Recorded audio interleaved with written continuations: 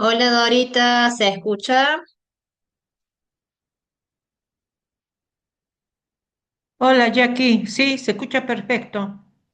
Vale, ahí voy a compartir pantalla, así me decís si se puede ver. Bueno, dale.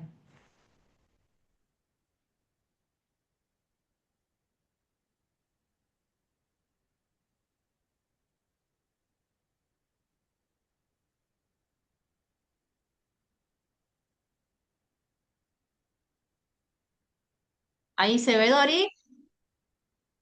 Sí, Bueno, de perfecto 10. Jackie. ¿Hace falta que active la cámara o no? Para la presentación, después ya no, Bueno, vale, no hay problema.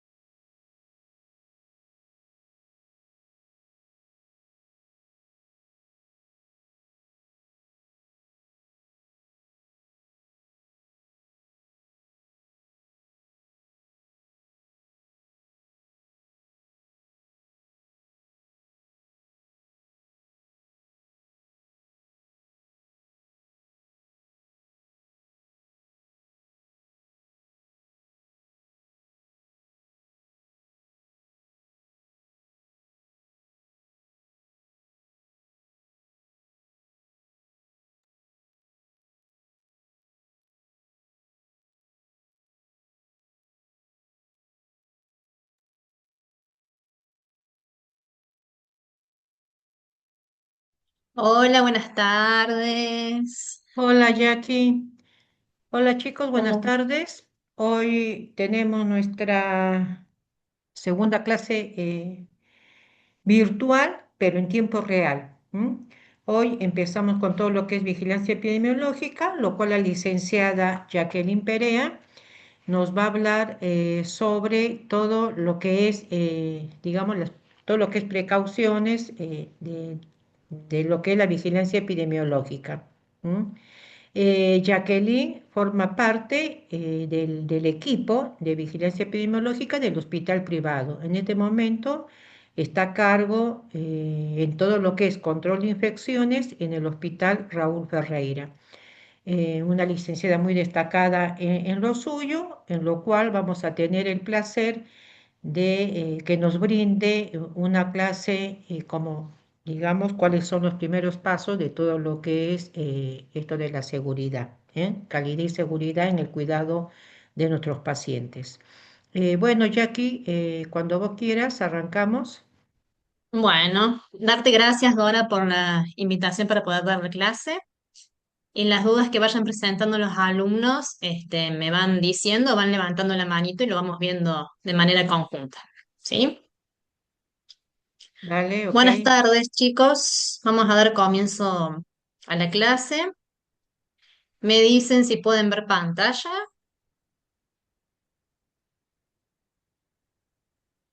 Yo la veo, chicos, ¿el resto de ustedes la ven claramente? Sí, se la ve. Ok. Bien, perfecto. La clase llevada a cabo el día de hoy de manera virtual, ¿sí? Es decir, de manera sincrónica, vamos a tratar las precauciones basadas en los mecanismos de transmisión, ¿sí? A nivel institucional, pero más enfocado a lo que es el área de unidad de cuidados críticos de adultos. ¿Cuál es el objetivo que como docente pretendo? Es que ustedes logren integrar estos conocimientos que van a adquirir ahora y que los implementen a lo largo de su vida profesional, ¿sí? De manera consciente. Como primera instancia, lo que vamos a ver, cuáles son aquellos microorganismos multiresistentes más frecuentes que se presentan en las unidades de cuidados críticos, ¿sí? Tenemos que decirles más de 1 millón de microorganismos, ¿sí? La microbiología es muy grande en el mundo hospitalario. Pero los que mayor aislamiento tienen en estas unidades de cuidados críticos son los siguientes, ¿sí? Acinetobacter baumannii multiresistente es un tipo de germen que es multiresistente a la gran mayoría de los antibióticos. Es un germen que su característica principal es que le gusta vivir demasiado tiempo, como ustedes pueden ver ahí en el cuadrito, de 3 días a 5 meses si no se realiza una limpieza y desinfección correcta de la superficie, ¿sí? Es un germen que le gusta vivir adherido a las superficies, ¿bien? Por lo tanto, en el momento que se le aísla este tipo de germen a estos pacientes, se los coloca de manera inmediata en precauciones de contacto. Se avisa también de manera inmediata al personal de limpieza y a todo el personal, el equipo médico y enfermeros, para que mantengan todos los cuidados necesarios para evitar que este microorganismo, ¿sí? Egrese del entorno de la unidad del paciente y migre hacia otro paciente, ocasionando unas infecciones cruzadas, ¿sí? Otro de los microorganismos aislado con mayor frecuencia es el Clostridium difficile. Este microorganismo, su característica principal es vivir en la flora intestinal de los pacientes cuando ellos presentan diarrea abundante. Se lo coloca de manera urgente en precauciones de contacto y se le toman diferentes muestras que más adelante las vamos a ver. Y la característica principal de este microorganismo es que su persistencia también es de 5 meses o más, ¿sí? ¿Dónde le gusta vivir a este microorganismo? Le gusta vivir en todo lo que es la flora de la piel, ¿sí? La flora de la piel, las manos, la flora de la piel del mismo paciente. Por eso es muy importante que como barrera principal implementemos la correcta higiene de manos respetando todos sus momentos, que luego más adelante lo vamos a conversar un ratito, ¿sí? La Klebsiella pneumonia es otro tipo de germen que puede durar de 2 horas, ¿sí? Hasta más de 30 meses. También la característica de este germen es que le gusta vivir en las superficies, ¿sí? Pero sobre todo es un germen que le gusta vivir en lo que es el agua, ¿sí? Por ejemplo, en aguas estancadas, en aguas que tengan más de 24 horas, que estén almacenadas en un recipiente dentro del ámbito hospitalario y demás. Por eso la higiene hospitalaria también es un eslabón muy importante en cuanto a todo lo que es higiene hospitalaria del entorno de la unidad del paciente para eliminar este germen de manera correcta, ¿sí? Otro de los gérmenes con mayor aislamiento, con mayor frecuencia, es la Serratia marcescens. Este germen, la característica que tiene es que puede durar de 3 días a 2 meses. También es un germen habitué de superficies, pero sobre todo este es habitué de lo que es la superficie húmeda, ¿sí? Por ejemplo, la tierra. ¿Bien? El Enterococcus, ¿sí? También es un microorganismo que su característica es su persistencia en cuanto a la superficie es de 5 días hasta 4 meses. La característica del Enterococcus es un germen que también le gusta habitar en todo lo que es la flora intestinal del paciente, ¿sí? Y la Cándida albicans es un germen multiresistente también, que su persistencia puede durar de 1 a 120 días si la limpieza no se realiza de manera correcta, ¿sí? En todo lo que es alrededor de la unidad del paciente. Donde mayormente se aísla este tipo de germen, se aísla en todo lo que es el tracto urinario, es el mayor germen que ocasiona la mayor tasa de eh, infecciones urinarias asociadas al catéter urinario. ¿Bien? Y así tenemos infinidad de gérmenes, pero bueno, habitualmente estos gérmenes que yo les acabo de mencionar son los gérmenes que más habituales se aíslan en todo lo que es el ámbito hospitalario. ¿Bien?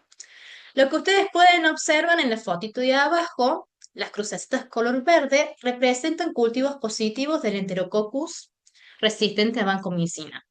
Este es un estudio que se realizó hace muchos años en un hospital privado en California, ¿sí? En cuanto se tomaron cultivos en las diferentes superficies, como ustedes pueden ver ahí en el monitor, en la baranda, en la cama, en la mesa, en la bacha, indicando que había sido una unidad en los cuales se aplicó una limpieza del entorno de la unidad de manera incorrecta, ¿sí? ¿Por qué? Porque el método de estudio llevado a cabo para realizar esto fue tomar hisopados de las diferentes superficies luego de que se realizó la limpieza de esta unidad, ¿sí? Se tomaron los hisopados correspondientes, se mandaron a analizar al servicio de microbiología y en determinados días determinaron que todas estas superficies tenían aislamiento del enterococo resistente a vancomicina, ¿sí?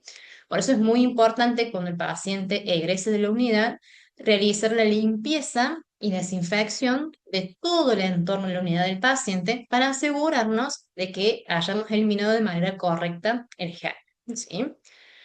De no ser así, la otra barrera muy importante de las cuales debemos implementar nosotros como enfermeros profesionales es la higiene de manos, ¿sí? Respetando todos sus momentos. Es decir, si yo como enfermera de cabecera voy y toco la bomba de infusión del paciente, previo a tocarla, me higienizo las manos, luego de tocarla me vuelvo a higienizar las manos, ¿bien? Recordemos que todo lo que está alrededor de la unidad del paciente está siempre contaminado.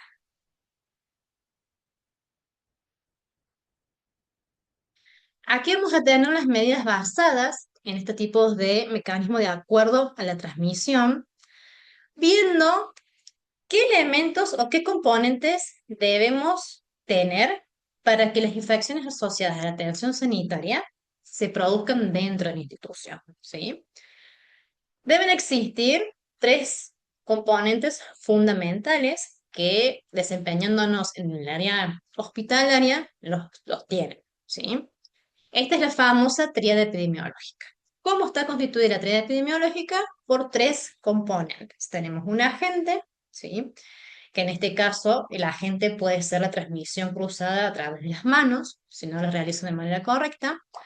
Debemos contar con un medio ambiente en los cuales el microorganismos multiresistentes se presenten y tengan factores en esa unidad o en el entorno hospitalario que predisponen a que ese microorganismo se transmita de persona a persona, de paciente a paciente, y debemos contar con un huésped, ¿sí?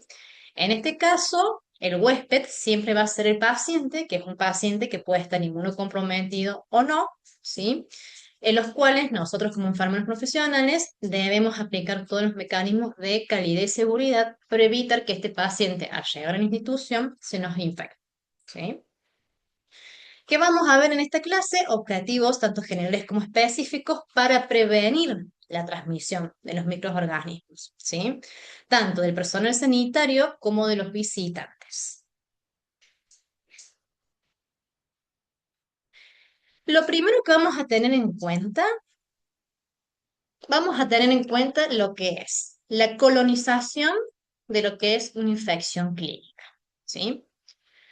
La colonización, ¿a qué denominamos nosotras a colonización? Aquellas presencias de bacterias que pueden estar presentes en el paciente, pero sin causar una infección, ¿sí? Nosotros como seres humanos estamos constituidos por 1,5 millones de bacterias, ¿sí? Estando integrados o no en la vida cotidiana también, en los cuales podemos estar colonizados por bacterias multiresistentes y no lo sabemos hasta que presentamos signos y síntomas, ¿ya? Y la otra característica que puede presentar el paciente es presentar una infección clínica. ¿Qué es la infección clínica? Es la presencia de microorganismos patógenos que están presentes en un organismo. Es decir, que la infección clínica el paciente la puede adquirir dentro de la institución a través de la atención sanitaria. ¿Bien? Como primera instancia, lo que vamos a diferenciar son y las que vamos a diferenciar y que lo que vamos a tener en cuenta siempre, ¿sí? Independientemente de la serología o el estado crítico del paciente. Son las precauciones estándar, ¿sí? Y las precauciones basadas en la vía de transmisión. ¿Cuáles son las precauciones estándar? Seguramente ustedes ya las conocen, pero vamos a repasar rápidamente. Son aquellas normas que se derivan de las normas de bioseguridad, ¿sí? Y están diseñadas para el cuidado de todos los pacientes que están internados, independientemente de su diagnóstico y presunto estado de infección. Es decir, que las normas estándar, yo como enfermera profesional, las voy a tener presentes siempre, independientemente de la serología o el estado crítico del paciente. ¿A qué voy con esto? Que las normas estándar, por ejemplo, si tenemos un paciente que le vamos a realizar un baño en cama, ¿sí? El paciente está multiinvadido con muchos drenajes en los cuales yo voy a estar en contacto con posibles derrames, me voy a colocar como precaución estándar una bata y me voy a colocar guantes de látex, ¿sí? Independientemente del paciente esté en aislamiento o no esté en aislamiento, yo esas normas las voy a tener presentes siempre para cuidarme yo, ¿sí? Y para cuidar al paciente. ¿Para qué voy a utilizar estas normas? Para proteger, por ejemplo, mi uniforme, ¿sí? De salpicaduras, de derrames y demás. Por ejemplo, otro ejemplo que les doy puede ser, no sé, voy a realizar aspiración de secreciones a un paciente que está invadido con ventilación mecánica y me voy a colocar gafas y me puedo colocar barbijo quirúrgico, independientemente el paciente esté en aislamiento por gotas o no lo presente, ¿sí? Yo estas medidas las voy a utilizar para cuidarme yo y para cuidar al paciente como precaución estándar, ¿sí? No como medida de precaución de acuerdo al tipo de aislamiento que tenga el paciente. Pero es muy importante que ustedes tengan siempre en cuenta para cuidarse ustedes. ¿Bien? ¿Y qué son las precauciones basadas? De acuerdo a la vía de transmisión, son aquellas precauciones designadas para el cuidado de pacientes con sospecha o confirmación de estar infectados o de estar colonizados por microorganismos. ¿Por qué colonizados? Porque el paciente puede estar colonizado por algún microorganismo multiresistente del cual requiere precaución, ¿sí? Se complementan a su vez con las precauciones estándar, que es lo que les mencionaba recién. Se suman ambas precauciones, tanto estándar como las aquellas basadas en la biotransmisión, de las cuales las debemos aplicar siempre, independientemente el paciente se encuentre en precauciones o no. Bien. ¿Cuáles son los tipos de precaución Es decir, los tipos de las vías de transmisión. ¿Cómo se transmiten estos gérmenes multiresistentes o cómo se transmiten los virus respiratorios? Bien. Tenemos por un lado lo que es la transmisión aérea, que es por aire, ¿bien? La transmisión por gotas, que también es por aire, la transmisión por contacto y otra forma de transmisión nosocomial que la vamos a ver más adelante, ¿bien? Pero las más comunes y las que mayormente se utilizan para pacientes con aislamiento de gérmenes muy resistentes o virus respiratorios que son de manera contagiosa son estas que vimos a continuación. ¿Qué característica tiene la transmisión aérea? ¿Sí? La característica que tiene esta transmisión es que cuando el paciente expectora, ¿sí? Va a expectorar una molécula, es decir, una partícula que va a quedar suspendida en el aire al término de 5 a 10 minutos, como por ejemplo pacientes con sospecha de tuberculosis pulmonar, ¿sí? Estas pueden estar suspendidas durante larga cantidad de tiempo o bien, si la unidad del paciente cuenta con aquellas características necesarias para este tipo de aislamiento, no van a estar suspendidas tanta cantidad de tiempo siempre y cuando cuenten, por ejemplo, con los que son los filtros EPA. ¿Sí? Los filtros EPA son un dispositivo, disculpen un momentito, que estoy en casa, perdón. Los filtros EPA son un dispositivos en los cuales trabajan de manera de compresión negativa, ¿sí? Son estos dispositivos que están ubicados en los cubos, en los box determinados para atención directa para estos tipos de pacientes, en los cuales cumplen con circulación correcta de intercambio de aire, ¿sí? Es decir, que cada tanta cantidad de minutos el filtro se activa y esas moléculas las atrapa y las larga hacia el exterior, ¿sí? Evitando que queden más tiempo suspendidas en el aire. Pero no todas las instituciones cuentan, ¿sí? Con este tipo de filtros. La otra recomendación que realizamos de manera preventiva, si el paciente no cuenta con este filtro, es utilizar de manera obligatoria como elemento de barrera el barbijo N95, ¿sí? Y si el paciente se encuentra dentro de una habitación, que va a estar solo, por supuesto, no va a poder compartir con otro paciente, la recomendación es que la ventana esté abierta y la puerta esté siempre cerrada. ¿Para qué? Para que se produzca este circuito de presión negativa, ¿sí? De que todas las moléculas que están concentradas dentro de la habitación migren hacia el exterior y no queden suspendidas por más tiempo dentro de la habitación, ¿sí? Transmisión por gota, ¿sí? Esta transmisión, este medio de transmisión también se produce cuando el paciente expectora o cuando el paciente tose, ¿sí? Pero ¿qué diferencia tenemos con la precaución aérea? Es que la partícula que expectora el paciente automáticamente se va, ¿sí? Es decir, que no queda suspendida en el aire, como por ejemplo la precaución aérea, ¿ya? La otra característica que tiene es que si tenemos al paciente que está a menos de 1 metro de distancia contra nosotros, ¿sí? Es decir, el riesgo de contagio está si no me coloco un barbijo quirúrgico común y corriente, por ejemplo. ¿Bien? Es decir, que la transmisión por gotas es menos riesgosa que la transmisión aérea. ¿Bien? ¿Por qué? Porque el paciente con una expectora, ¿sí? La partícula de plush que larga o que despide automáticamente se va. ¿Bien? Transmisión por contacto. Esta es la que más tenemos habitualmente en todas las instituciones hospitalarias. Lamentablemente, últimamente tenemos muchos aislamientos de microorganismos multiresistentes en los cuales requieren de manera obligatoria este tipo de precaución, ¿sí? ¿Qué característica tiene esta precaución? Que se produce a través del contacto directo con el paciente. Es decir, a través del contacto con la piel, con la sangre, con fluidos, o de forma indirecta a través de objetos o superficies contaminadas. ¿Ya? Esto es lo que yo les explicaba hace un ratito, que los momentos de higiene de mano los tenemos que tener siempre presentes, independientemente el paciente se encuentre en aislamiento o no se encuentre en aislamiento. ¿Sí? Pero la transmisión cruzada, si tenemos un paciente que está en precauciones de contacto, se puede producir de manera directa o de manera indirecta. ¿Sí? Y otra forma de transmisión nosocomial es la transmisión por vehículo común. ¿A qué hace referencia esto? A la que se produce a través de la contaminación de alimentos, de agua, de dispositivos biomédicos. También puede existir la transmisión por vectores, ¿sí? La que se produce a través de mosquitos, garrapatas, pulgas, ratas y demás.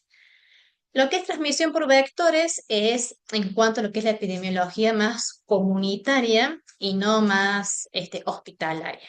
¿Bien? Generalmente hemos tenido nosotros aislamiento de pacientes con escabiosis o con pediculosis, por ejemplo, pero son pacientes que a este microorganismo ya lo trajeron desde afuera. ¿Bien? No es que el paciente ha ingresado al hospital y se ha contagiado de estos microorganismos. Por eso les digo que en cuanto a la transmisión por vectores, es más de lo que es la epidemiología comunitaria. Bien.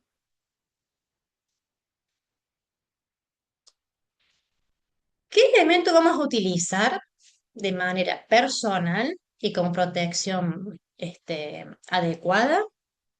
El paciente que se encuentra en precaución aérea, las características son las siguientes, ¿sí? Si tenemos un paciente que tiene, por ejemplo, sospecha o confirmación de sarampión, varicela, herpes zóster, tuberculosis o COVID-19, al paciente lo vamos a colocar en precaución aérea.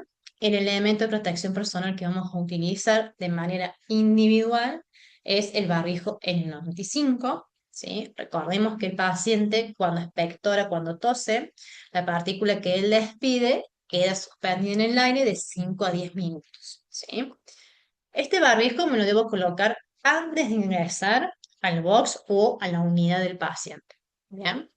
¿Por qué? Porque en realidad cuando nosotros ingresemos a la unidad desconocemos si el paciente ha tosido o no ha tosido. ¿Sí? ¿Qué característica tiene el barbijo N95? La característica que tiene este barbijo que en su parte interior posee una válvula autosellante. ¿Sí? Ustedes no sé si tienen la posibilidad de utilizar un barbijo N95 o no, pero la característica es que cuando ustedes se lo colocan, hace como una especie de sopapa en este ángulo de la boca, ¿sí? Evitando que la partícula ingrese por los ángulos y me contagie. ¿Sí? La característica que tiene es que esta válvula impide que la partícula ingrese, ¿bien? Y me contagie. Lo único que vamos a tener presente como elemento de protección personal es el barbijo N95 e higiene de manos, respetando todos sus momentos. ¿Bien? No voy a necesitar bata, no voy a necesitar guantes, no voy a necesitar gafas, siempre y cuando tenga presente también las normas estándar. ¿Sí? O si el paciente está en precauciones por sospecha o confirmación del COVID-19, vamos a sumar todos los otros elementos. ¿Sí? Pero si solamente es una sospecha de vía respiratoria alta, ya sea tuberculosis, sarampión y demás, y veo y observo que es un paciente que no está multiinvadido con drenajes, con sondas y demás, el único elemento de protección personal que voy a tener en cuenta es el uso correcto del barbijo N95 e higiene de manos. ¿Sí? El traslado de los pacientes. ¿Qué recomendamos nosotras, las ESIS? ¿Sí? En primera instancia, recomendamos que el paciente, en lo posible, no salga de su entorno, ¿sí? Es decir, no salga de su unidad, no salga de su box para evitar este tipo de transmisión cruzada. Entendemos que hay estudios complementarios en los cuales se requiere que este paciente tenga que ir a realizárselos y pues claro, tiene que salir, no nos queda otra opción, ¿sí? Pero ¿qué vamos a tener en cuenta nosotros? Es que el personal que traslada al paciente es quien debe usar el barbijo N95. Por ejemplo, el camillero. ¿Sí? El paciente puede usar un barbijo quirúrgico común y corriente. ¿Sí? Si el paciente está intubado, ningún tipo de precaución, pues no lo va a poder utilizar. ¿Sí? Lo otro que hay que tener en cuenta es que el equipo en el cual se traslada el paciente, ya sea sillas de rueda o camilla, debe ser desinfectado inmediatamente luego que el paciente regrese a su unidad para evitar transmisión cruzada. ¿Sí? ¿Qué desinfectante podemos utilizar? Podemos utilizar alcohol al 70% o aquel desinfectante que esté disponible en el servicio. ¿Sí? Recordemos que El protocolo de higiene hospitalaria dentro de cada institución es diferente, los desinfectantes, de acuerdo al área donde se encuentra el paciente. ¿Ya? Lo otro que vamos a tener en cuenta son los elementos exclusivos para la limpieza de la habitación del paciente. ¿Sí? Todo lo que es trapo, rejilla, cubetas, baldes, deben permanecer dentro de la habitación. Todo lo que ingresa dentro de la habitación luego no puede salir de manera esporádica, ¿sí? ¿Por qué? Porque corremos riesgo de transmisión cruzada. ¿Ya? Es necesaria la utilización del barbijo N95 por parte del familiar e higiene de manos. Y en caso, es lo que comentaba recién, que el paciente tenga aislamiento de SARS-CoV-2, que es el COVID-19, se debe agregar el uso de guantes, bata y protección ocular y escafandra, ver apartado o documento institucional de acuerdo a los criterios de cada ámbito hospitalario. ¿Sí? Luego, lo otro que pueden observar a su derecha es un cuadrito con criterios de resolución. Nosotras las GS somos muy consultadas de manera diaria, preguntándonos ¿cuándo se puede resolver este tipo de precaución? ¿Sí? A la hora de resolver o de levantar el aislamiento, nosotras siempre tenemos comunicación muy fluida con el equipo de infectología, ¿sí? Es decir, de los médicos que realizan infectología dentro de la institución y evaluamos diferentes criterios, ¿sí? Evaluamos la fecha de ingreso del paciente, cuándo comenzó con esta sintomatología, cuándo el estudio le dio positivo, de acuerdo a qué tipo de virus respiratorio, desde hace cuánto que viene con estos síntomas. Evaluamos también si alguno de su familia está con los mismos signos y síntomas o no, ¿sí? Pero si no, generalmente los criterios de resolución son los siguientes que ustedes ven, ¿sí? Por ejemplo, sarampión hasta 5 días después de la aparición de las erupciones. ¿Ya? Varicela hasta la aparición de lesiones costrosas, siempre antes de resolver el episodio tanto de varicela como de herpes zóster, ¿sí? Generalmente el médico de infectología es quien sigue de cerca a estos pacientes y son ellos quienes hacen la valoración en cuanto al proceso de cicatrización de estas vesículas para poder levantar el aislamiento. ¿Bien? Tuberculosis bacilífera. La tuberculosis bacilífera es el aislamiento respiratorio que más tarda en resolver, ¿sí? ¿Por qué? Porque es sumamente contagiosa, ¿bien? El paciente cuando tiene aislamiento de tuberculosis pulmonar comienza con un tratamiento de antituberculostáticos, que generalmente los tratamientos son de 6 meses hasta un año, ¿sí? ¿Y qué tenemos en cuenta nosotras para poder resolver este tipo de precaución? Es que siempre presente 2 estudios negativos, ¿sí? Difícil que los presente dentro de los 6 meses, porque generalmente el paciente con tuberculosis positiva demora bastante hasta cumplir su tratamiento de manera correcta, ¿sí?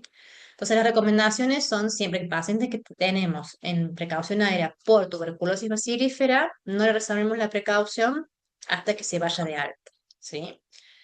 Si el paciente reingresa a los 2 o 3 meses y no presenta signos y síntomas respiratorios y el médico de infectología ya lo evaluó y constató que el tratamiento en los cuales viene recibiendo el paciente es efectivo en conjunto con los estudios complementarios y ahí podemos discutir un poquito más y verlos más en profundidad, ¿sí? Pero bueno, la tuberculosis es una enfermedad respiratoria en los cuales no le levantamos el aislamiento de manera rápida, ¿sí? Cuando el paciente está en precauciones por SARS-CoV-2, por COVID-19, ¿sí? Depende también de muchos factores, también en conjunto con el médico de infectología, en los cuales se evalúa cuándo comenzó con los signos y síntomas, se evalúa si el paciente está intubado o no está intubado, se evalúa también el carnet de vacunación, cuántas dosis de COVID-19 recibió el paciente, qué tipos de vacuna y demás, ¿sí? Pero generalmente si el paciente no está intubado, al séptimo día se puede resolver la precaución y si el paciente está intubado luego de los 21 días, ¿sí? Siempre valorar que el paciente no tenga signos y síntomas respiratorios, porque si no la precaución puede durar un poquito más. ¿Ya? Precaución por gotas. Finalmente, protección personal vamos a utilizar solamente el barbijo quirúrgico común y corriente. ¿Ya? ¿Qué características tiene en común el barbijo quirúrgico común y corriente? Que es un barbijo, ¿sí? Que está constituido por 3 capas, en las cuales en su parte superior posee un tipo de este dispositivo para ustedes amoldarlo de acuerdo a la superficie de su tabique, ¿sí? Ustedes la única precaución que tienen que tener en cuenta cuando se coloquen este tipo de barbijo, a diferencia del N95 que no cuenta con válvula autosellante, es cuando ustedes se lo coloquen, modelen la zona acá del tabique y observen que que los ángulos de la boca estén correctamente sellados para que no corramos riesgo de que el microorganismo nos ingrese por el costado de la boca y nos contagie, ¿sí?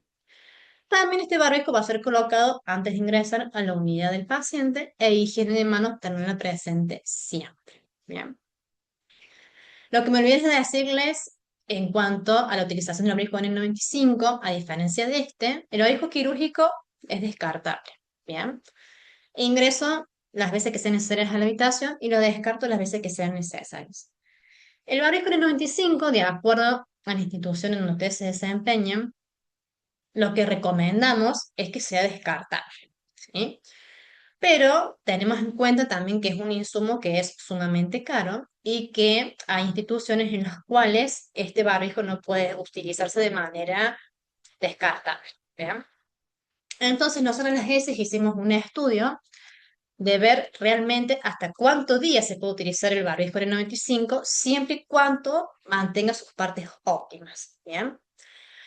Y en realidad la enfermera de cabecera al ingresar a la habitación está 20, 30 minutos como mucho, ¿sí? Incluso hay pacientes que solamente tienen con signos vitales, medicación y nada más. Entonces, nosotros como es lo que recomendamos es que el barbijo, al utilizarlo pocas horas, ¿sí? Y la característica de este barbijo es que su uso continuo, de tenerlo permanentemente colocado, dura hasta 8 o 10 horas, ¿sí? Esas horas llevadas a la atención directa con el paciente equivalen a un uso de 7 días. ¿Bien? Siempre y cuando la enfermera o el enfermero observe que el barbijo esté en óptimas condiciones. Es decir, no esté roto, no contenga humedad en su interior, no esté deteriorado, sino automáticamente hay que descartarlo y solicitar uno nuevo. Las formas de conservación de este barbijo para que nos duren esta cantidad de días es colocarlo dentro de un sobre de papel con el nombre, el apellido y el turno del enfermero que esté en contacto con ese paciente. ¿Bien? Y la fecha. ¿Para qué? Para hacer el seguimiento del uso del barbijo y tener en cuenta que el día 7 el barbijo se descarta. ¿Sí? Generalmente no duran, no llegan hasta el día 7 porque se deterioran, se rompen, se mojan, entonces hay que descartarlo y solicitar uno nuevo. ¿Ya? Pero si no, el barbijo, si se mantiene en sus óptimas condiciones, hasta 7 días lo pueden utilizar. ¿Sí? El barbijo quirúrgico para la precaución por gota, como estamos viendo ahora, es descartable. ¿Sí? Lo utilizo y lo descarto las veces que sean necesarias. En cuanto al traslado de pacientes, ¿qué vamos a tener en cuenta? Que el personal quien traslada al paciente es el personal quien debe utilizar el barbijo, ¿sí? El paciente también lo debe utilizar si estos barbijos son totalmente descartables, no va a haber problema de que el paciente se lo coloque, ¿bien? ¿Qué vamos a tener en cuenta también, como dijimos en la precaución anterior, que todo el equipo en el cual el paciente se traslada, tanto sea silla de ruedas o camilla, sea desinfectado con alcohol el 70 o con el producto que esté disponible en el servicio, ¿bien? Elementos exclusivos para limpieza y desinfección de la unidad dentro de la habitación. Es necesaria la utilización del barbijo quirúrgico por parte del familiar e higiene de manos. Y en el caso de virus respiratorios estacionales, y aquí sí atención, como por ejemplo el adenovirus, el metaneovirus, el virus incisional respiratorio, entre otros, generalmente estos aislamientos son más del área de pediatría. Se le va a sumar también la precaución de control. ¿Bien? ¿Por qué? Porque hay estudios que últimamente nos dicen que la transmisión de estos virus respiratorios también se puede transmitir por contacto y por superficies contaminadas, ¿sí? Esto generalmente es más para el área de pediatría, pero bueno, nosotros, como decía, ya hace 2 años que lo estamos implementando de acuerdo a las recomendaciones del CDC, en colocar al paciente en precaución por gota y en precaución por contacto, ¿sí?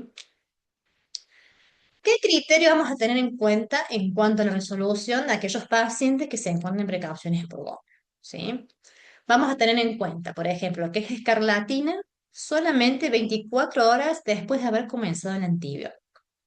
Y hay que evaluar que la primera dosis de antibiótico sea colocada, ¿sí? A la hora correcta y corroborar que las 24 horas se haya cumplido las administraciones de antibióticos para poder resolver la precaución. ¿Bien? La parotiditis, hasta 9 días después de la aparición de la tumefacción, estas también son criterios que los discutimos con el equipo de infectología. La rubiola, hasta 7 días después de la aparición del rash. La tos convulsa, que es la tos coqueluche, hasta 5 días post tratamiento eritromicina, ¿sí? También evaluar correctamente la hora de colocación del antibiótico y corroborar también los días en los cuales se les ha administrado al paciente, ¿sí? Generalmente la eritromicina se administra una vez cada 24 horas, ¿sí? Y virus respiratorios estacionales, durante la enfermedad se deben consultar con el servicio de vigilancia epidemiológica o enfermedades infecciosas. Esto es lo que yo les comentaba recién, que a la hora de poder resolver algún tipo de precaución por gota, también se consulta servicio de infectología. ¿Sí? Estas decisiones, a la hora de resolver, de levantar o de ver, siempre se toman en cuenta los signos y síntomas que presenta el paciente y siempre se discuten estos casos con el servicio de infectología. ¿Sí? Precaución por gota. Esta es una de las precauciones que más me gusta mencionar. ¿Por qué? Porque son las precauciones que más tenemos en todos los hospitales. ¿Bien? Precaución por gota significa que el paciente va a estar en aislamiento, ¿sí? Por microorganismos multiresistentes, germen multiresistentes, o puede presentar aislamiento preventivo por hisopados institucionales de acuerdo a los documentos que presenten el ámbito hospitalario donde usted se desempeña. ¿Sí? ¿Qué significa colocar al paciente en precauciones de contacto hasta resultado de hisopados institucionales? En la institución donde nos desempeñamos en la ESI, contamos con el documento en el cual paciente que viene derivado de otra institución que haya superado más de 24 horas de internación y desconocemos que venga colonizado por germen multiresistente, nosotros las ESI paramos las antenitas y de manera preventiva lo colocamos en precaución de contacto, ¿sí? Y el servicio de enfermería le toma dos tipos de hisopados, ¿bien? Le toma un hisopado nasal en búsqueda de Staphylo aureus resistente y un hisopado anal en búsqueda de enterobacterias resistentes a carbapenemes, que es la famosa KPC, ¿bien? En la que todos les gusta llamar, está en precauciones por KPC, por KPC, por KPC, ¿bien? Estos dos tipos de gérmenes nosotros buscamos para prevenir que el paciente produzca una infección cruzada dentro del ámbito hospitalario. Una vez que estén los resultados, si ambos hisopados son negativos, nosotras como SNE resolvemos la precaución de contacto, ¿sí? Si el hisopado nasal da positivo en Staphylo aureus resistente, ya hace más de 3 años que el hospital los dejó de aislar, porque se demostró científicamente si la institución cuenta con un porcentaje de adherencia de higiene de manos mayor al 75%, no hace falta que el paciente esté en precauciones de contacto. Pero sí hay que tener en cuenta que se realice una descolonización nasal con mupirocina, ¿sí? La mupirocina es una pomadita que lo que hace es descolonizar la flora nasal respiratoria. Se indica una vez por turno, por 7 días, por 5 días, y al día 7 a este paciente se le repite el hisopado nasal para ver si realmente continúa colonizado o no. Bien. Si el hisopado anal nos da positivo para enterobacterias resistentes a carbapenemes, que es la KPC, el paciente va a permanecer en precauciones de contacto mínimo 6 meses. ¿Bien? ¿Qué elementos de protección personal vamos a utilizar para este tipo de pacientes? Lo que vamos a utilizar es el uso de bata y el uso de guantes. ¿Bien? ¿Por qué? Porque la transmisión se puede dar de manera directa a través del contacto con fluidos o con el mismo paciente o indirecta a través del contacto con diferentes superficies, ya sea las bombas de infusión, el tensiómetro, el termómetro y demás. ¿Bien?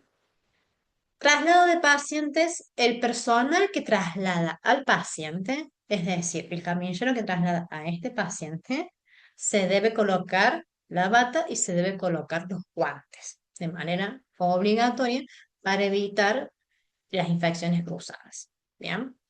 Lo otro que vamos a tener en cuenta, como mencionamos anteriormente, que todo lo que sea el dispositivo de traslado del paciente también sea desinfectado de manera correcta. Los elementos de limpieza deben permanecer dentro de la habitación, como así también los elementos de control de signos vitales y demás. Y lo otro que vamos a tener en cuenta que es necesaria la utilización de bata y guantes por parte de la familia en higiene de manos.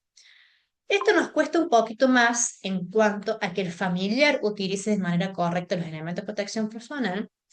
¿Por qué? Porque difícilmente la institución se los provea para que ellos los utilicen, o también el paciente se niega a utilizarlos porque les es incómodo, porque les hace calor, porque les hace frío, porque no les gusta y demás. Bien. Entonces, ¿qué es obligatorio que lo utilicen? Sí, es una recomendación en realidad. El familiar puede negarse la utilización, se puede negar la utilización, pero aquí interviene enfermería en cuanto a la educación en todo lo que es la higiene de manos que debe respetar el familiar que está a cargo del paciente durante su estadía hospitalaria, ¿sí? Se le explica que uno de los eslabones más importantes para prevenir las infecciones asociadas a los cuidados de la salud o las infecciones cruzadas es la higiene de manos, ¿bien? Se lo educa en todo lo que es higiene de manos y también al paciente se lo educa en cuanto a que no esté egresando permanentemente de la habitación, ¿sí? Hay familiares que egresan de la habitación, van hasta el office de enfermería, buscan a la enfermera, van hasta el office médico, buscan al médico, y es un paciente, es un familiar que permanentemente está tocando todas las superficies del entorno hospitalario. ¿Bien? Y los cuales es un riesgo, sí, es un riesgo. ¿Por qué? Porque va dejando todas esas marquitas en todas estas superficies y no siempre está el personal de limpieza que observa y que limpia esta superficie. ¿Bien? Por eso es muy importante que al familiar también se lo eduque en cuanto a que no esté permanentemente egresando de la habitación para evitar justamente esto. ¿Bien? ¿Qué más? Esto los hisopados ya se los comenté. Y criterios de resolución. Pacientes que están en precauciones por aislamiento de germen multiresistente. ¿Sí? El documento que nosotros manejamos a nivel institucional es, si el paciente me dio positivo hoy para Enterobacter resistente carbapenemasa, que es KPC, mínimo el paciente va a estar en precauciones por 6 meses. Y es totalmente innegociable y es una pelea mutua que tenemos siempre con los médicos del staff que les quieren resolver las precauciones cuanto antes al paciente y no, no es así, pues ustedes han visto en el cuadro anterior cuánto tiempo pueden durar los gérmenes en la superficie si no se realiza una higiene hospitalaria correcta. ¿Bien? Entonces la recomendación es que el paciente con aislamiento de gérmenes muy resistentes mínimo estén en precauciones de contacto 6 meses. ¿Bien? Luego de pasar este periodo, se pueden ir tomando estudios de control posteriores para ir evaluando posiblemente posibilidades de resolver la precaución, ¿sí? Siempre tienen que existir dos estudios negativos con una diferencia de 7 días entre estudio y estudio para poder resolver la precaución, ¿bien? También depende mucho este microorganismo multiresistente en qué tipo de estudio se encuentra en aislamiento, ¿bien?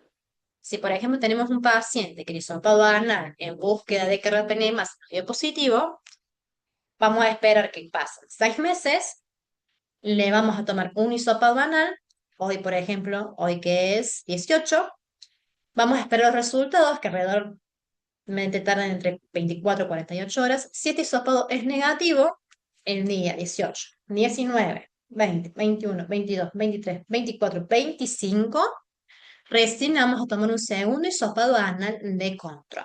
¿Bien? Si este hisopado anal también es negativo, perfecto, se resuelve la precaución de contacto. ¿Sí? Y así son las tomas de muestras de acuerdo a dónde estén microorganismos multiresistentes aislados. Si, por ejemplo, tenemos Pseudomonas aeruginosa multiresistente aislada en urocultivo, ¿sí? Lo dejamos en precauciones al paciente por 6 meses y luego de los 6 meses le vamos a tomar un urocultivo de control. Hoy le tomamos el urocultivo 18, si es negativo, el día, contando los 7 días, que es el 25, le volvemos a tomar un segundo urocultivo de control y si es negativo, podemos resolver. ¿Bien? Pero siempre depende dónde esté este microorganismo multiresistente aislado. ¿Por qué? Porque por ahí tenemos infecciones de sitio quirúrgico con microorganismos multiresistentes, en los cuales no se les puede tomar muestras para evaluar si el paciente continúa o no continúa con este tipo de germen, ¿sí? ¿Por qué? Porque generalmente el proceso de cicatrización de la herida se realiza y no tenemos oportunidad de toma de muestra, ¿sí? O por ahí, si el microorganismo multiresistente está aislado dentro de cavidad, tampoco vamos a tener forma de tomarle los controles. Es decir, que el paciente no vamos a volver a reintervenir para tomarles una muestra. Es totalmente innecesario. En estos casos puntuales también se discute con el médico de infectología en pedirles hisópados anales para descartar colonización de estos gérmenes multiresistentes. ¿Por qué? Porque en realidad no podemos tener muestras si es una infección de sitio quirúrgico, ¿sí? Pero bueno, son todos criterios que se van evaluando y se van charlando con el médico infectólogo que esté a cargo, ¿bien? Precaución de contacto también vamos a utilizar para los pacientes que están en aislamiento por Clostridium difficile, ¿sí? Que es uno de los gérmenes que también dura mucho tiempo en las superficies. ¿Qué características tiene el Clostridium difficile? El Clostridium difficile, como yo les comentaba anteriormente, es un microorganismo que habita en la flora intestinal del paciente, ¿bien? ¿Qué signos, síntomas presentan del paciente? Presenta cuadro de fiebre, fiebre muy alta, de 39 para arriba, y presenta disposiciones diarreicas desde 5 hasta 10 por día. ¿Bien? Son bien líquidas y tienen un olor característico. Entonces, para detectarlo en tiempo y en forma, el paciente que tenga sospecha de Clostridium difficile se lo va a colocar en precauciones de contacto hasta que esté el resultado de la toxina. ¿Bien? Precaución de contacto, uso de bata y guantes. Recordemos bien, los colocamos antes de ingresar en la habitación. ¿Y qué tipo de estudio le vamos a tomar a este paciente? Le vamos a tomar un coprocultivo en búsqueda de la toxina, ¿sí? La toxina que nos va a determinar si el paciente es portador o no es portador del Clostridium difficile, ¿bien?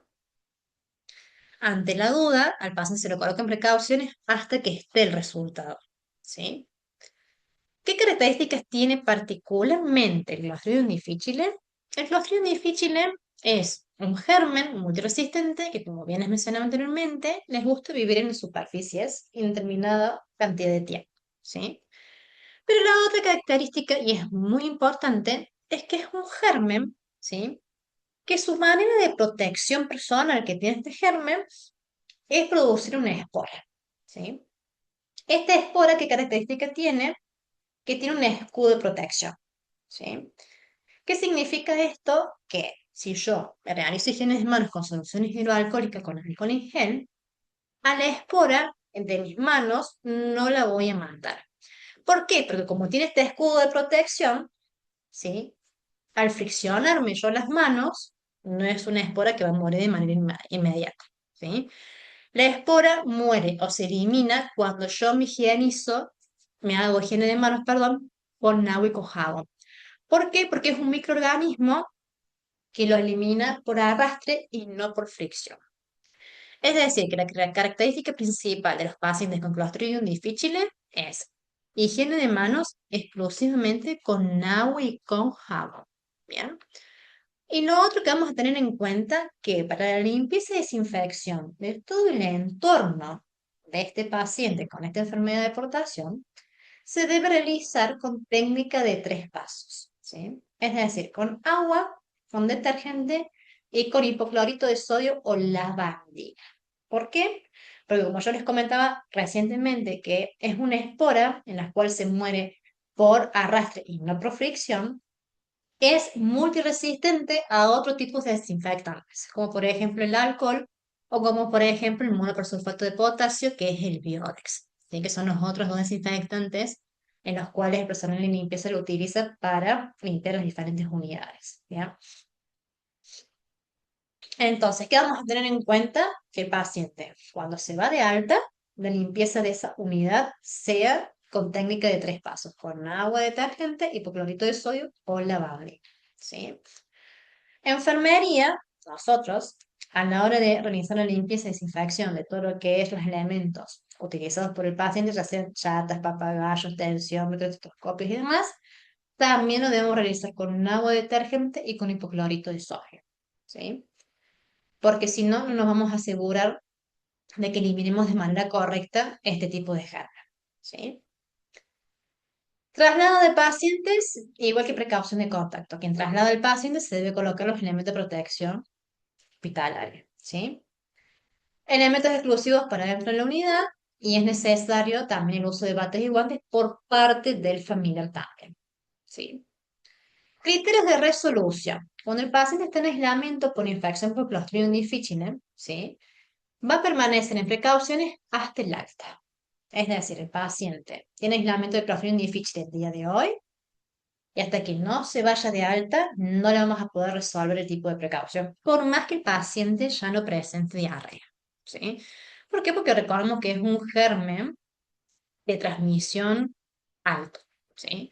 Entonces, para tener esa precaución, lo vamos a dejar siempre en precauciones de contacto hasta que se vaya de alta, ¿sí? ¿Qué resultado nos puede arrojar el coprocultivo cuando le hacemos una toma de toxina a este tipo de pacientes? Nos puede arrojar antígeno positivo y toxina positiva. ¿Bien? ¿Qué significa el antígeno positivo? El antígeno positivo nos determina a nosotras que es un paciente que ya cursó la enfermedad, ¿sí?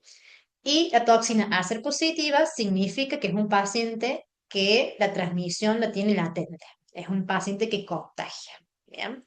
De los cuales va a permanecer en precauciones de contacto. Si el antígeno es negativo y la toxina es negativa, significa que el paciente nunca cursó la enfermedad y no tiene activo el Clostridium difficile. ¿Bien? Por lo tanto, se va a retirar la precaución de contacto.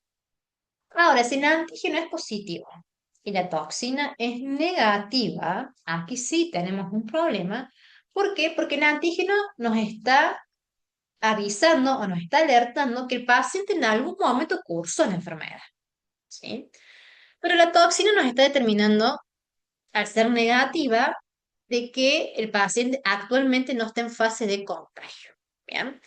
Pero para asegurarnos y asegurar el entorno hospitalario, lo que se le va a solicitar al paciente es la toma de Clostridium difficile a través de una PCR, ¿sí? ¿Qué es la PCR? La PCR es un estudio más específico en el cual su proceso de análisis es diferente a el análisis de la toxina común y corriente. Si esta PCR nos da positiva para la toxina, significa que el paciente está cursando una enfermedad y es contagioso. ¿Bien? Y ya si la PCR es negativa, nos quedamos tranquilos porque significa que por más que tenga el paciente el antígeno positivo, en algún momento de su vida cursó la enfermedad. ¿Bien? Pero que actualmente no la tiene activa y actualmente no contagia. ¿Sí? Pero bueno, son estudios complementarios que los vamos solicitando de manera conjunta con los médicos de infectología. ¿Ya?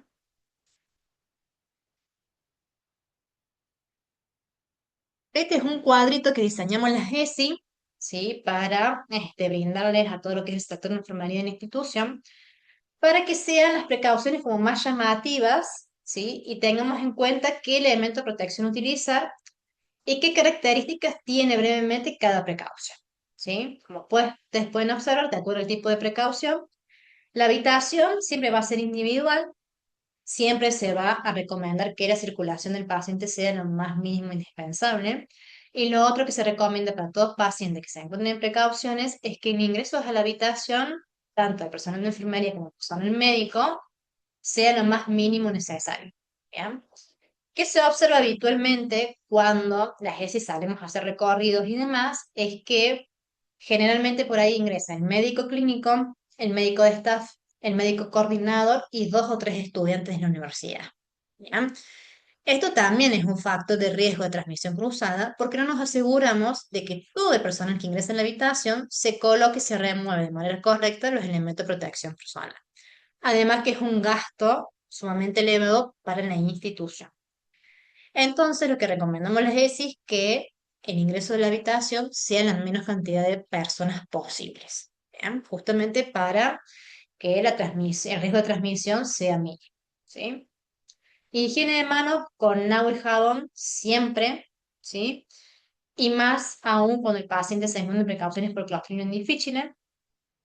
Elementos individuales para la atención exclusiva del paciente, como hablamos anteriormente, tanto los elementos de limpieza como los elementos para la atención propia del paciente, ya sea tensiómetro, estetoscopio, saturómetro, termómetro y demás, dentro de la habitación. Y lo que nosotros, de acuerdo a la ocupación hospitalaria de pacientes que tengan institución, solemos hacer, no siempre, pero sí en situaciones particulares, y más ahora entrando en época invernal, corte de paciente, agrupando los pacientes con el mismo microorganismo, ¿sí? Pero para tomar esta decisión siempre es consultada con dirección médica y los médicos infectólogos que están a cargo de control de infecciones para ver qué tipo de pacientes se pueden juntar y qué tipo de pacientes no. ¿Por qué? Porque a la hora de realizar esto de juntar pacientes, debemos ver primero el tipo de aislamiento que tiene el paciente, el tipo de germen que tiene el paciente, el tipo de resistencia antimicrobiana que tiene el paciente y también ver el estado clínico del paciente. Bien, por ejemplo, nosotros al analizar todas estas aristas, recomendamos que se pueden juntar por ahí los pacientes que están colonizados solamente y que no están infectados. Por ejemplo, dos pacientes con hisopado positivo para KPC, ¿sí? Que fueron dos pacientes que se los hisopó y se les dio positivo, pero están colonizados, no están infectados, ¿ya? Estos tipos de pacientes sí pueden compartir del área de control de infecciones. Pero ¿qué sucede por ahí? Que clínicamente los pacientes no pueden compartir porque es un paciente que por ahí está desorientado, por ejemplo, o es un paciente que está en situación de últimos días. Entonces ya ahí nosotras no intervenimos, ¿ya? Por eso siempre es una discusión más en equipo y de manera interdisciplinaria a la hora de realizar cohorte de pacientes, ¿ya? Lo otro que se evalúa también es dónde, en qué tipo de estudio está aislado este microorganismo. Por ejemplo, no podemos juntar un paciente con carrapanemasa positiva que tenga, que esté el aislamiento en urocultivo con un paciente que tenga aislamiento de carrapanemasa positiva en una infección de sitio quirúrgico, ¿sí? Siempre tratamos de evaluar que el tipo de aislamiento siempre sea del mismo estudio, ¿bien? Y lo otro que también se evalúa es el tipo de resistencia de antibióticos que tienen estos pacientes, ¿sí? Hay diferentes tipos de resistencia de antibióticos y últimamente las cepas nuevas que han ingresado a nivel nacional, tenemos aislamientos de carbapenemasa tipo métalo, carbapenemasa tipo MBL y así, ¿bien? Entonces, a la hora de hacer cohorte de pacientes, siempre la discusión en el equipo es más interdisciplinaria porque no es fácil realizar el cohorte de pacientes, ¿bien? Lo único que vamos a tener en cuenta es que el paciente que se encuentre precauciones por Clostridium difficile, no vamos a poder realizar cohorte de pacientes porque, como bien mencionamos anteriormente, es un germen que tiene alta facilidad de contagio, ¿sí? Entonces, directamente con Clostridium difficile no se negocia. Es decir, no hacemos cohorte de pacientes para este tipo de germen. Y con el resto se discute de manera interdisciplinaria. Fuera por nosotros las ESI, no comparte ninguna habitación. Pero bueno, entendemos también la situación en cuanto a ocupación de camas de nivel institucional y se trata de discutir y llegar a un acuerdo lo más sensato posible. ¿Bien? Siempre teniendo en cuenta todos los elementos de barrera para evitar ocasionar un brote dentro de la institución, ya sea higiene de manos de manera correcta, la colocación y remoción correcta de los EPP, la limpieza y desinfección correcta de la unidad del paciente, la limpieza y desinfección de todos los dispositivos biomédicos que utilizamos con ese paciente y demás. Porque como bien mencioné anteriormente, los gérmenes tienen la capacidad de durar infinidad de días, de meses, de años en las superficies, ¿sí? Bueno, el traslado de pacientes, ya como les comenté anteriormente, quien se encarga de este tipo de traslados son generalmente los camilleros, que deben tener en cuenta los camilleros que si el paciente está en precauciones por contacto, en precaución aérea, en precaución por gota, deben utilizar los EPP, ¿sí? De manera correcta. Su colocación y su remoción tiene que ser de manera correcta y respetar todo lo que es la higiene de manos. La recomendación nuestra siempre es limitar el traslado a otro tipo de pacientes, pero en caso de ser necesario y el paciente tiene que ingresar en la unidad, tener los cuidados necesarios para evitar las infecciones cruzadas dentro de la institución. ¿Sí? Bueno, el manejo en el N25, de acuerdo al tipo de precaución que tenga el paciente, lo va a utilizar quien traslada al paciente. Si el paciente se encuentra en precauciones de contacto, el camillero debe utilizar bata, guantes, y si es un paciente que además de estar en precaución aérea, está por contacto por SARS-CoV-2 COVID positivo, debe sumar también el uso de bata, el uso de guantes, el uso de gafas y el uso de escafandres, ¿sí? Por Clostridium difficile también. Y acá sí hacemos la salvedad de que si el paciente se traslada tanto en silla de rueda o en camilla, la limpieza, la desinfección debe ser con agua detergente y con hipoclorito de sodio también. ¿Sí? ¿Cómo trabajamos cuando tenemos un paciente con este tipo de precauciones, sobre todo con enfermería y demás? Dentro de la habitación no se puede tener ningún elemento tóxico desinfectante. Entonces, generalmente el personal de enfermería en los office sucio está preparado el hipoclorito de sodio. La característica que es un producto que es sensible a la luz. Por lo tanto, la recomendación es que esté preparado dentro de una botella con paredes oscuras para evitar la sensibilidad, ¿sí? Y la afectación del producto. ¿Bien? ¿Por qué? Porque si el producto es preparado en una botella común y corriente, al estar en exposición con la luz solar, hace que se inactive, ¿sí? El desinfectante del hipoclorito de sodio. ¿Bien? Entonces, generalmente cuando el paciente vuelve del estudio, el camillero ya está capacitado en cuanto a la limpieza y desinfección de todos estos elementos, se dirige hacia el oficio de enfermería y le pregunta a las enfermeras a dónde tienen colocado o preparado el hipoclorito de sodio para ellos realizar la misma desinfección. ¿Sí? Pero bueno, nosotros como enfermeras profesionales que estamos a cargo del paciente, siempre no está de más recordarles al equipo que traslada al paciente que todo lo que es dispositivos biomédicos o dispositivos de traslado tienen que ser desinfectados con hipoclorito de sodio.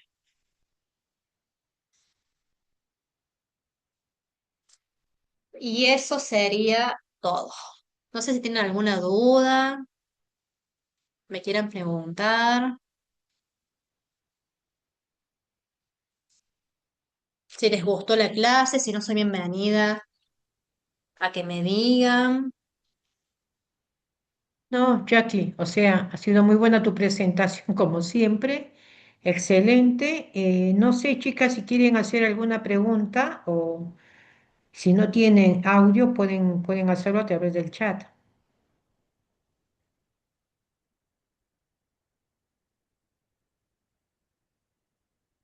Bueno, Gabriela nos dice que muy buena tu clase. Gracias, Gaby.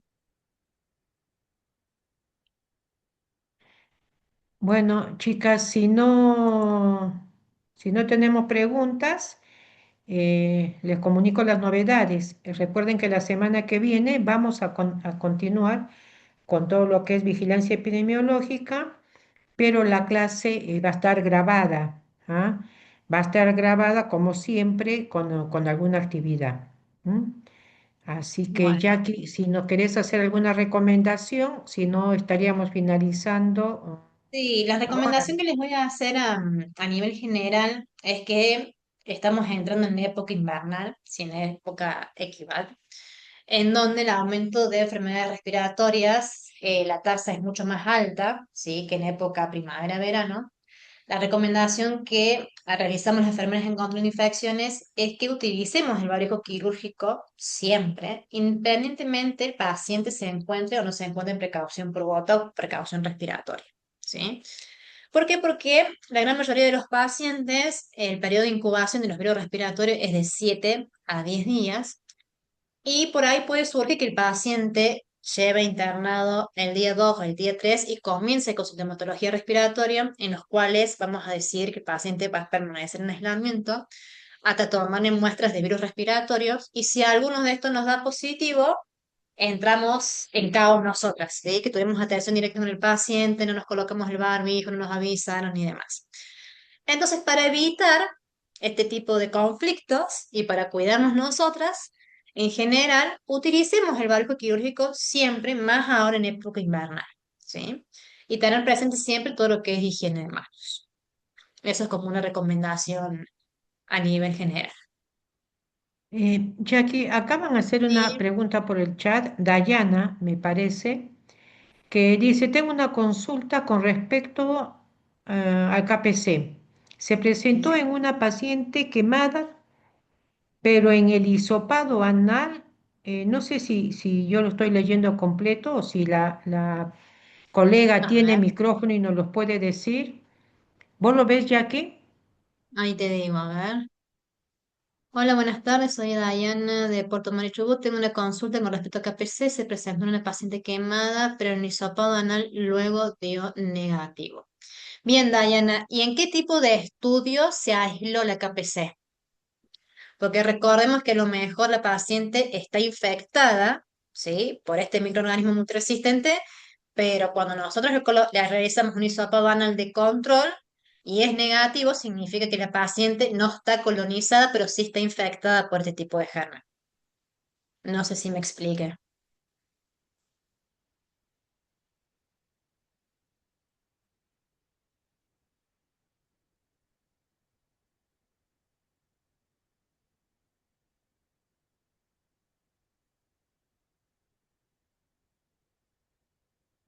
No sé si me escuchaste, Diana, o querés activar el micrófono y hacernos la pregunta. Bien, sí, no recuerdo bien porque se hicieron múltiples estudios. Claro, hay que ver si la carbapenemasa se aisló en una infección, ¿sí? Porque recordemos siempre que los pacientes pueden estar infectados o pueden estar colonizados. Bien, si la paciente está infectada con aislamiento de Klebsiella pneumoniae productora de carbapenemasa, esa infección la va a tener siempre presente de acuerdo al tipo de tratamiento de antibiótico que le hayan realizado. Bien. Eso es porque la paciente está infectada con una condición clínica infectada. Bien. Pero ahora, si la paciente se le realizó un hisopado anal en busca de carbapenemasa y le dio negativo, significa que no está colonizada por ese germen multiresistente, pero sí está infectada de acuerdo a su condición clínica. ¿Sí? Claro. Clarísimo, Jackie. Eh, Bueno, Dorita, ¿Mm? Me parece que está escribiendo nuevamente, a ver. ¿debemos mantener el aislamiento? Sí. Lo que nosotros recomendamos es que, independientemente del paciente o el paciente esté infectado por condición clínica o esté colonizado por germen multiresistente, el aislamiento se va a cumplir mínimo 6 meses, sí o sí, de manera innegociable. Pasando los 6 meses, vamos a evaluar posibles controles de acuerdo a dónde esté este aislamiento, para poder ir evaluando resolver la precaución o no. Pero por 6 meses la paciente tiene que estar en aislamiento sí o sí. Tiene también una pseudomonas aeruginosa en un muñón. Bien. Ujú. Si tiene pseudomonas aeruginosa en un muñón, primero tengo que ver si, o sea, hay que evaluar a qué tipo de antibióticos es resistente. Hay que ver si la pseudomonas es resistente a carbapenemes o no para tener un aislamiento, ¿sí? Pero si es una pseudomonas resistente a carbapenemes, va a estar en aislamiento también mínimo 6 meses.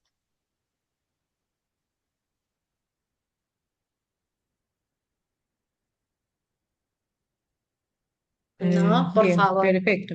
Sí. Bueno, Jackie, chicas, yo su clase de Jackie la voy a subir al aula virtual, digamos, como para que la tengan como una herramienta de consulta y también va a formar parte de la primera evaluación, ¿no? Bueno, Jackie, nos estamos comunicando Bueno, y bueno, tu próxima clase sería, digamos, ya grabada. ¿Ah? perfecto. Estamos en contacto. Muchas gracias, chicos. Bueno, bueno, Jackie, gracias. No, por favor, hasta luego. Chao, hasta luego. Hasta luego, chicas, que descansen.